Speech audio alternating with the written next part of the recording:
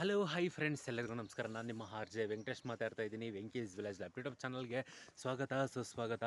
Okay friends, ಈಗ ಬಂದು ಸುಮಾರು ಸಂಜೆ 5 ಗಂಟೆ ಆಗಿದೆ. ಈಗ ಬಂದು ನನ್ನ ವ್ಲಾಗ್ನ ಶುರು ಮಾಡ್ತಾ ಇದ್ದೀನಿ. ಇವತ್ತು ಏನು ವ್ಲಾಗ್ ಅಂತ ನಿಮಗೆ ತನ್ನ ನೋಡಿ ಸಕ್ಕನೆ ಗೊತ್ತಾಗಿರ್ಬೋದು.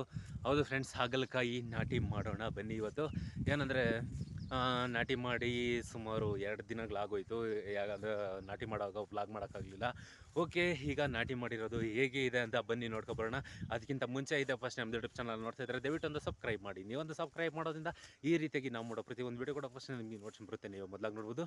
ಅಂದರೆ ಮೊದಲೇ ನಾವು ಉಣ್ಬೇಕಾಗಿತ್ತು. ಅಂದರೆ ತುಂಬ ಜನ ಎಲ್ಲ ತುಂಬ ಉಣಿದ್ದಾರೆ ಈ ಸರಿ ಹಾಗಲಕಾಯಿ. ಬಹುಶಃ ಏನಾಗುತ್ತೋ ಗೊತ್ತಿಲ್ಲ. ಅಂದರೆ ಸಿಕ್ಕಾಪಟ್ಟೆ ಜನ ಉಣಿದ್ದಾರೆ. ಆದರೆ ನಮ್ಮದು ಸ್ವಲ್ಪ ಹಿಂದೆ ಆಗಿದೆ. ಸುಮಾರು ಎಲ್ಲರದು ಒಂದು ಅರ್ಧ ಬೇಗ ಬಂದ್ಬಿಡುತ್ತೆ, ಒಂದು 3/4% ಬೇಗ ಬರುತ್ತೆ. ನಾವು ಎಲ್ಲರದನ್ನು ಕೂಡ ಅನ್ಬೋದು.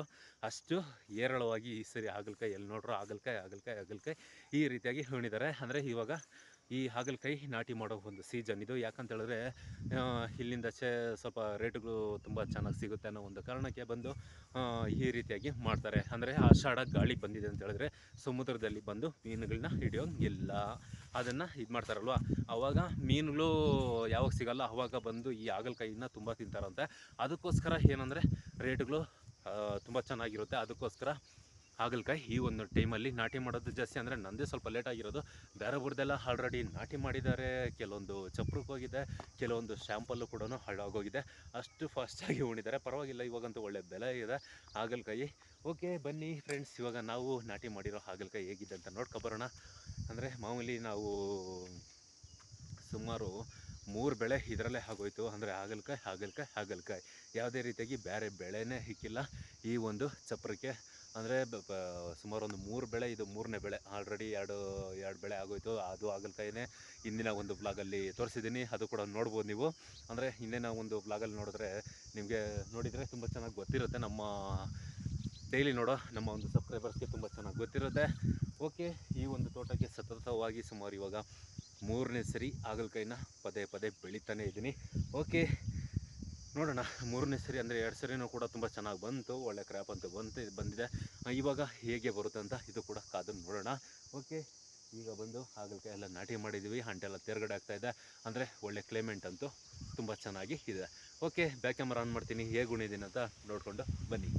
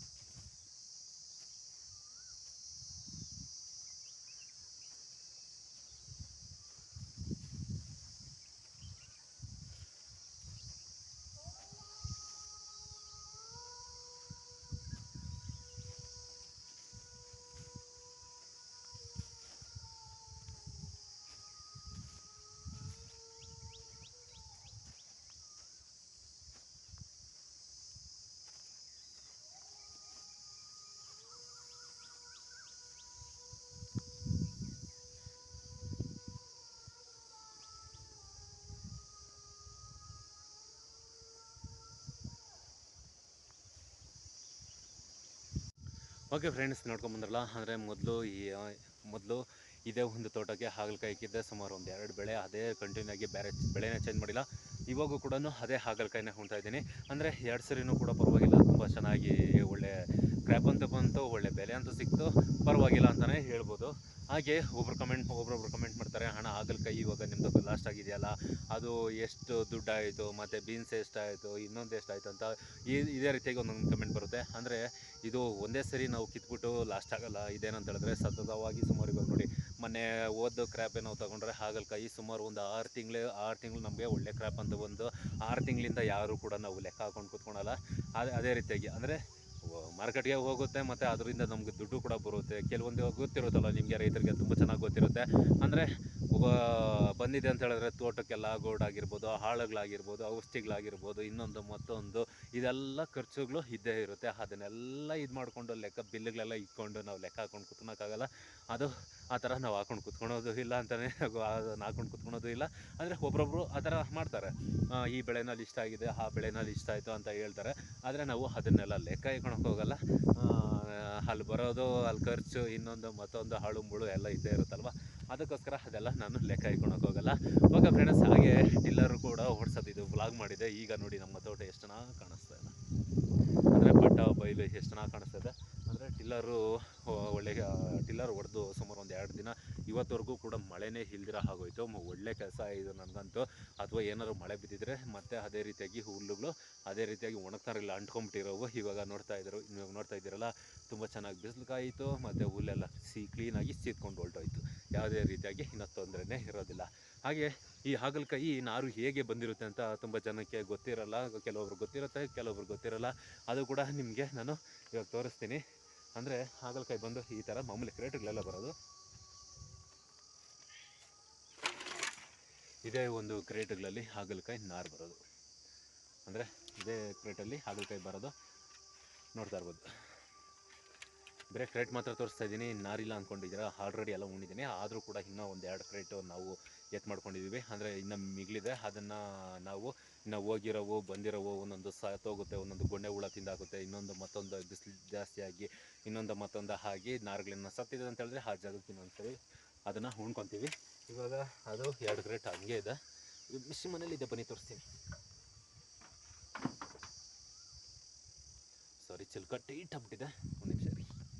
ಓಕೆ ಫ್ರೆಂಡ್ಸ್, ಅಂದರೆ ಇದನ್ನು ಮಿಷನ್ ಮನೇಲಿ ಇಟ್ಟಿದೆ. ಅಂದರೆ ಇನ್ನು ಹೋಗಿರೋವು ಬಂದಿರೋವಕ್ಕೆ ಇವಕ್ಕೆಲ್ಲ ನಾವು ಉಣ್ಕೋಬೇಕಾಗುತ್ತೆ. ಸುಮಾರು ಒಂದು 2 ಕ್ರೇಟ್ನ ಮಾಡ್ಕೊಂಡಿದ್ದೀವಿ. ಅಂದರೆ ಇದು ಯಾರಿಗೂ ಕೂಡ ಕೊಡಲ್ಲ. ಅಕಸ್ಮಾತ್ ಏನಾದರೂ ಗಿಡಗಳೆಲ್ಲ ತುಂಬ ಚೆನ್ನಾಗಿ ಡೆವಲಪ್ ಆಗಿ ಯಾವುದು ಸತ್ತಿಲ್ಲ ಅಂದರೆ ಬೇರೆಯವ್ರಿಗೆ ಎಲ್ಲಾದರೂ ಕೊಟ್ಬಿಡ್ತೀವಿ. ಬೇರೆ ತೋಟಗಳಿಗೆ ಏನಾದ್ರು ಉಣಂಗಿದ್ರೆ ಅವ್ರಿಗೇನೋ ಶಾರ್ಟೇಜ್ ಬಂದರೆ ಇದನ್ನು ಕೊಟ್ಬಿಡ್ತೀವಿ. ಅಂದರೆ ಈ ಥರ ಬರುತ್ತೆ ಹಾಗಲಕಾಯಿ ನಾರು. ಅಂದರೆ ಮಾಮೂಲಿ ಈ ಥರ ಕ್ರೇಟರ್ಗಳಲ್ಲಿ ಬರೋದು.